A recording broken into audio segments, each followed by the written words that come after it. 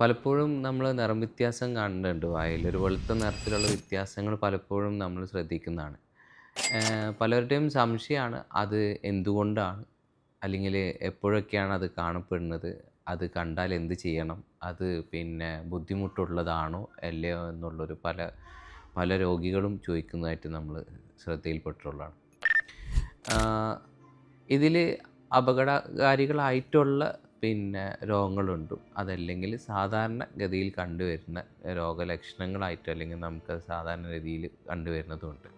അപ്പോൾ നമ്മൾ ഒരിക്കലും പലപ്പോഴും ആൾക്കാർ ഇത് ഒന്ന് വന്നു കഴിഞ്ഞാൽ രണ്ടാമത് ഗൂഗിൾ ചെയ്ത് നോക്കുന്ന ഒരു പ്രവണതയാണുള്ളത്. അപ്പോൾ സ്വാഭാവികമായിട്ടും നമ്മൾ ഗൂഗിളിൽ അടിച്ചു നോക്കിയിട്ടുണ്ടെങ്കിൽ അത് ക്യാൻസറാണ്, അല്ലെങ്കിൽ അതിന് ബുദ്ധിമുട്ടുള്ള അല്ലെങ്കിൽ അത് സംബന്ധമായിട്ടുള്ള രോഗങ്ങളാണെന്നുള്ളതാണ് പലപ്പോഴും ആൾക്കാർ വരുന്നത്. അപ്പോൾ രോഗികൾ പലപ്പോഴും വരും, ഡോക്ടറെ ഇങ്ങനെ കാണുന്നുണ്ട്, ക്യാൻസർ ആണോ എന്ന് ചോദിച്ചു വരാറുണ്ട്. അപ്പോൾ ഇത് ശ്രദ്ധിക്കേണ്ടതായിട്ട് കാര്യങ്ങൾ, അതായത് നമുക്ക് പുകവലിയില്ല, വേറെ മദ്യപാനം ഇല്ല, അല്ലെങ്കിൽ വേറെ ദുശീലങ്ങളും കാര്യങ്ങളില്ല എങ്കിൽ കൂടി നമുക്ക് ക്യാൻസർ വരാനുള്ള ചാൻസസ് ഉണ്ട്. അപ്പോൾ എപ്പോഴാണ് നമ്മൾ ഒരു വെള്ള നിറത്തിലുള്ള മാറ്റങ്ങൾ കണ്ടാൽ നമ്മൾ ശ്രദ്ധിക്കേണ്ടത് എന്തൊക്കെയാണ് എന്നുള്ളതാണ് ഞാൻ ഈ വീഡിയോയിലൂടെ പറയാൻ ഉദ്ദേശിക്കുന്നത്. അപ്പോൾ ആദ്യമായിട്ട് നമുക്ക് ഈ നിറം വ്യത്യാസം കാണുന്നത് അത് കൂടുന്നുണ്ട്, സൈസ് കൂടി വരുന്നുണ്ട്.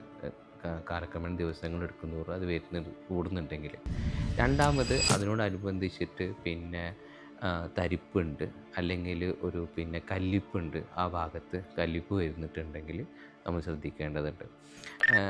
അതുപോലെ തന്നെ ഞാൻ നേരത്തെ പറഞ്ഞ പോലെ നമുക്ക് വേദന അല്ലെങ്കിൽ തരിപ്പ് അതിനെ അനുബന്ധിച്ച് കിടക്കുന്ന ഞരമ്പിനെയോ അല്ലെങ്കിൽ രക്തക്കുഴലിനെയൊക്കെ ബാധിക്കുന്നുണ്ടെങ്കിൽ അതിൽ വരുന്ന ഒരു ബുദ്ധിമുട്ട്.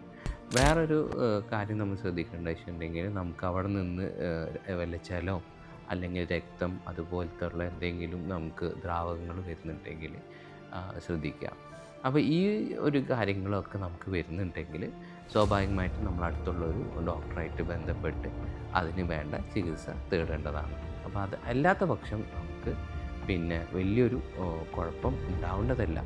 അപ്പോൾ അത് നമ്മൾ എങ്കിൽ കൂടി നമ്മൾ സംശയം ദൂരീകരിക്കാൻ വേണ്ടിയിട്ട് നിങ്ങൾ തീർച്ചയായിട്ടും ഒരു ഡോക്ടറെ കണ്ടിട്ട് അതിന് വേണ്ട ട്രീറ്റ്മെൻറ്റ് എടുക്കുന്നതായിരിക്കും ഏറ്റവും ഉചിതമായുള്ള കാര്യം. ഓക്കെ.